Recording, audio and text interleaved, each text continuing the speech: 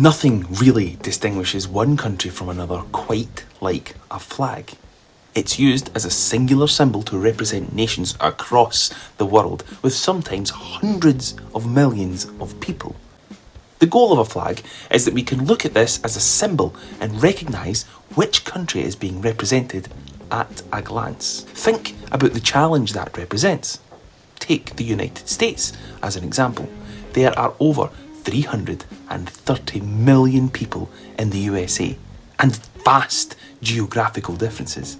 While modern corporate Western styles have ironed out major cultural differences here, the USA still has areas that function in a hugely different way from one another.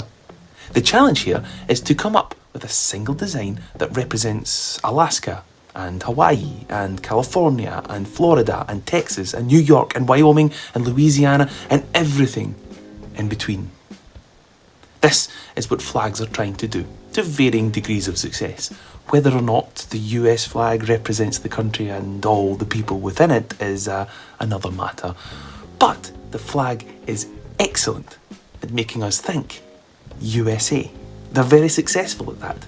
I can put some of the more famous flags from around the world up here, and quite likely you can identify which countries they are supposed to represent. But why?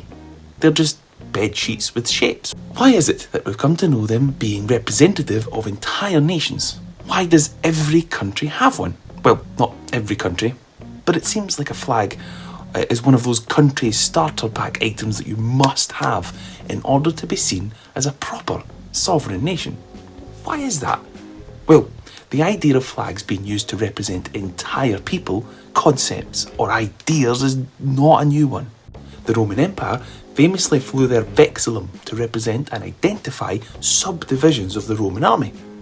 And that word vexillum clues us into why vexillology is the study of flags.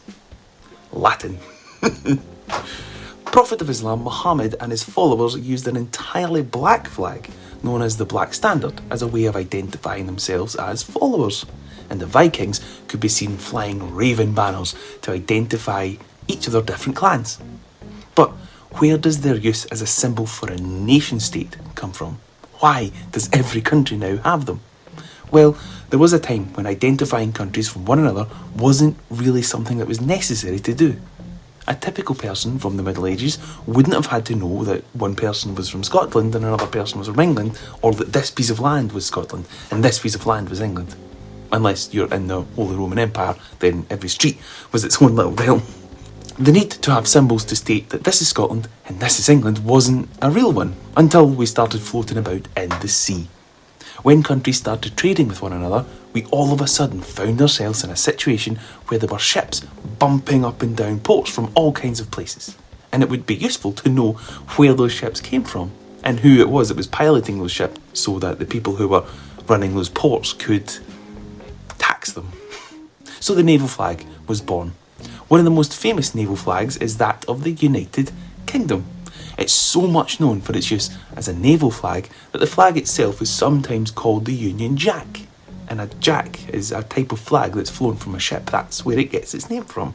The flag of the Netherlands owes its design to this history too, and was actually the first use of a tricolour design, an idea which spread far and wide now.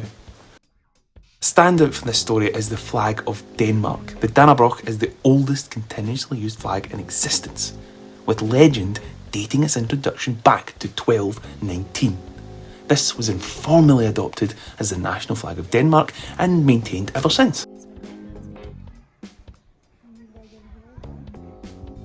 By the end of the 19th century, most European powers had adopted their maritime flag as their national flag. But what about other countries outside of Europe? Well, a lot of the world was owned and exploited and colonised by European powers. A lot of nation-states in Africa have their origin stories that begin with struggles against France or against Spain or against the British Empire. These powers made use of banners and flags to identify themselves, and the independence movements and independence struggles used those flags to identify those struggles too. So many of the prospective nations followed suit and designed their own flags that are based slightly sometimes off the countries that they were trying to get independence from. Even countries which don't have violent struggles in their past as their founding event have designed national flags, and they were simply just following the trend.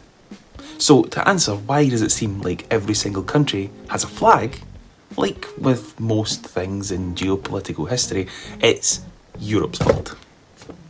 Thanks for watching.